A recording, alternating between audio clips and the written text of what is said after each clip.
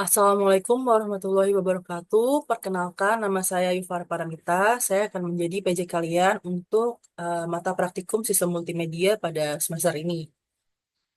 Jadi, untuk sistem multimedia ini, kita itu sebenarnya akan mempelajari tentang penerapan komponen-komponen multimedia seperti teks, gambar, video, dan lain-lain ke dalam sebuah website sederhana yang akan kita buat nantinya, gitu. Namun sebelum kita memulai ke bagian komponen multimedia, kita pertama opening dulu ke bagian multimedianya. Jadi multimedia itu terdiri dari dua kata, yaitu multi dan juga media. Nah, kalau multi itu artinya banyak, sedangkan media itu adalah sesuatu yang digunakan untuk menyampaikan informasi atau pesan. Jadi, multimedia dapat diartikan sebagai penggunaan media yang menyajikan gabungan dari berbagai elemen informasi seperti teks, audio, gambar, animasi, video, maupun grafik yang bertujuan untuk menyampaikan informasi atau sekedar memberikan hiburan kepada pengguna. Lalu, suatu sistem itu bisa dikatakan sebagai sistem multimedia apabila yang pertama, adanya kombinasi media di mana jika kedua jenis media, yaitu continuous dan juga discrete, itu dipakai, kalau misalkan contoh dari media discrete itu ada teks dan juga gambar, sedangkan untuk media continue itu ada audio dan juga video. Terus yang kedua, adanya independensi atau kemandirian dalam suatu sistem, yaitu aspek utama dari jenis media yang berbeda adalah keterkaitan antar media tersebut. Lalu yang ketiga, komputer yang terintegrasi. Jadi, sistem harus dapat melakukan pemrosesan yang dikontrol oleh komputer. Sistem dapat diprogram oleh sistem programmer atau usernya. Nah, untuk sistem multimedia, multimedia itu dibagi menjadi dua. Ada multimedia, sistem multimedia standalone dan juga yang berbasis jaringan. Kalau yang standalone itu, sistem ini merupakan sistem komputer multimedia yang memiliki minimal storage, seperti hard disk, CD-ROM, dan lain-lain. Terus juga ada alat input, seperti keyboard, mouse, dan lain-lain. Dan juga ada output, ada speaker, monitor, dan lain-lain. Dan juga ada VGA dan juga sound card. Nah, itu untuk yang standalone. Sedangkan untuk yang berbasis jaringan, sistem ini harus terhubung melalui jaringan yang mempunyai bandwidth yang besar. Nah, perbedaannya adalah adanya sharing system dan pengaksesan terhadap sumber daya yang sama. Contohnya, ada video conference dan juga video broadcast. Nah, permasalahan yang sering terjadi di sistem multimedia yang berbasis jaringan itu adalah kalau bandwidth-nya itu kecil, maka akan terjadi beberapa hal di antaranya ada kemacetan jaringan, ada delay, dan juga masalah infrastruktur yang belum siap. Nah, di sini ada beberapa komponen multimedia, di antaranya ada teks, ada audio, ada gambar, ada video, animasi, dan juga interactive link. Namun, untuk praktikum siswa ini, kita hanya mempelajari sampai di bagian video saja.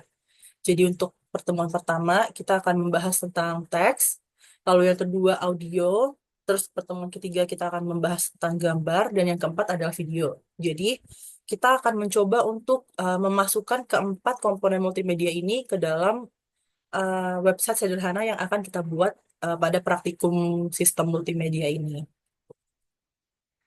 Nah, yang pertama adalah teks. Teks merupakan elemen multimedia yang menjadi dasar untuk menyampaikan informasi. Karena teks adalah jenis data yang paling sederhana dan membutuhkan tempat penyimpanan yang paling kecil. Nah, di sini ada beberapa jenis teks, di antaranya ada plain text, ada formatted text, dan juga hypertext. Nah, untuk yang plain text itu, contohnya kayak pas kalian itu lagi ngetik di Notepad gitu ya, dengan format TXT. Nah, itu dinamakan sebagai plain text. Sedangkan yang formatted text itu adalah serangkaian karakter format yang telah didefinisikan. Jadi, karakter-karakter tersebut atau teks itu eh, bisa diformat sedemikian rupa dengan menggunakan beberapa aturan sehingga teks atau karakter tersebut dapat dilakukan bold, italics, underline, diberi warna, diganti font, dan lain-lain. Nah, selanjutnya ada hypertext. Nah, hypertext itu adalah teks yang memiliki fasilitas linking. Contohnya ada hyperlink Text Markup Language atau HTML, dan juga ada XML atau Extensible Markup Language. Tuh. Oke, ini adalah untuk materinya ya teman-teman. Sekarang kita akan coba ke bagian codingannya. Jadi di sini saya udah bikin website sederhana untuk mendukung penggunaan teks pada website sederhana ini. Jadi di sini saya menggunakan H1, elemen H1 sebagai judulnya. Terus di sini untuk subjudulnya, tulisan tema teks pada website ini adalah penggunaan elemen H2. Terus di sini kita pakai hal elemen apa namanya P, di mana di sini saya bikin ada highlight, di mana si kata ini, kata teks ini diberi warna merah dan juga diberi underline serta diberikan elemen strong atau bold gitu. Terus di sini juga ada gaya italik, ada tebal dan juga garis bawah. Jadi di sini ada penggunaan basic-basic dari elemen pada website yang biasanya kita gunakan. Nah, selanjutnya di sini di multimedia ini kita akan belajar untuk membuat running text atau teks berjalan. Nah, untuk membuat running text itu kita bisa menggunakan elemen yang namanya marquee, di mana elemen marquee ini memiliki 3 behavior yang bisa kita gunakan. Yang pertama ada alternate, ada slide, dan juga ada scroll. Nah, untuk alternate itu dia akan membuat teks ini, teks yang sudah kita buat, ini menjadi bouncy ke kiri dan ke kanan, tergantung dengan direction yang kita berikan. Jadi waktu kita mulai nih websitenya, kalau misalkan kita directionnya ke kiri, maka nanti si teksnya ini akan muncul dari sebelah kanan menuju ke sebelah kiri gitu. Dan dia akan bouncy ke kanan, ke kiri, ke kanan, ke kiri. Sedangkan kalau misalkan behavior scroll, itu dia akan membuat si teks ini berjalan dari satu titik menuju ke direction yang kita pilih gitu. Nah, misalkan saya directionnya kiri ya, sama kayak ini, maka dia akan muncul dari sebelah kanan menuju ke kiri, menuju ujung kiri. Tapi kalau scroll, dia akan berjalan terus, jadi mengulang gitu. Sedangkan kalau yang slide, dia akan berjalan dari satu titik ke direction yang kita tuju, tapi sampai ujungnya aja. Misalkan tadi directionnya ke kiri ya, berarti dari kanan dia berjalan, terus nanti dia akan mentok di sebelah sini nih, di sebelah kiri, kayak gitu. Terus nanti di sini ada animasi teks. Di sini saya menggunakan CSS untuk menggunakan animasi teksnya. Untuk animasinya itu saya pakai fade in dengan durasinya 3 second. Gitu. Nah, sekarang kita coba lihat codingannya ya, teman-teman. Jadi di sini saya itu punya 2 file, di antaranya ada index.html dan juga style CSS. Nah, bisa aja kalian mau naruh style CSS kalian ke dalam index HTML juga nggak masalah, atau kalian pisah kayak saya juga nggak masalah. Itu bebas aja sebenarnya. Nah, di sini saya punya head sama body, di mana di sini di headnya itu saya ada title untuk yang di bagian tabnya ya, itu tulisannya Praktikum Sistem Multimedia. Terus di sini saya pakai font, ngambil dari Google Font, Popin. Terus saya yang ini juga untuk menggabungkan ke style CSS kita. Terus di sini badinya seperti yang udah saya jelasin ya tadi, untuk judulnya saya pakai elemen H1, terus subjudulnya saya pakai elemen H2. Lalu di sini ada elemen P untuk membuat paragraf. Di mana di sini saya ada elemen span yang isinya adalah tulisan teks yang diberikan style CSS highlight. Nah, kalau kalian lihat di sini, oke. Di bagian highlight ini ya teman-teman, itu ada beberapa elemen, ada color, ada font weight, dan juga text decoration-nya.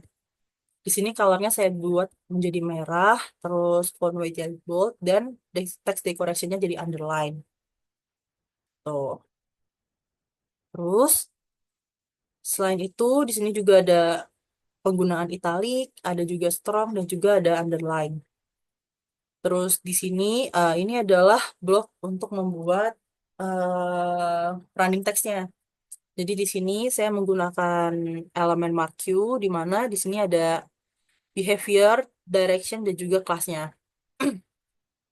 Nah, untuk behaviornya itu saya buat dia tuh alternate. Jadi dia bouncy dari kanan menuju ke kiri tergantung dengan direction yang saya tulis di sini gitu. Nah, kalau misalkan kita coba nih ya, slide. Tadi kan saya ada sebutin slide sama eh, scroll. Nah, kalau misalnya kita coba, teman-teman, nah dia akan berjalan dari kanan menuju ke kiri.